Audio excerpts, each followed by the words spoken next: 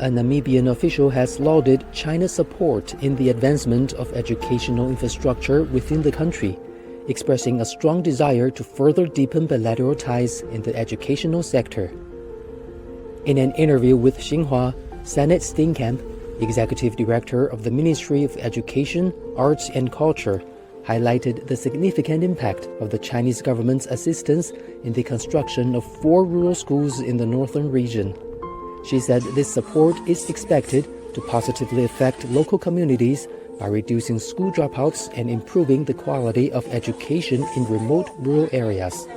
We have absolutely no doubt that the quality of the education will improve for these specific schools. They are in all rural areas.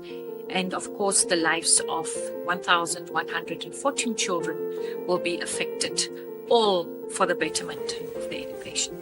And we believe that if you want to break the cycle of poverty in your country, then children need not just to have access to a school, but to a great quality system of education. Namibia and China have fostered a long-standing collaboration in the field of education. Since 1994, a total of 389 Namibian students and scholars have been recipients of Chinese government scholarships.